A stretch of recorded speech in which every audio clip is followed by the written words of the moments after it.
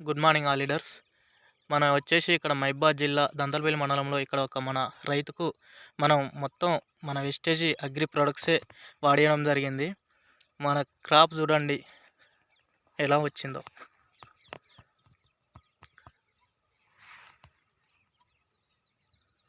చాలా బాగా వచ్చింది ఫ్రెండ్స్. కొమ్మలే వంగిపోతున్నాయి.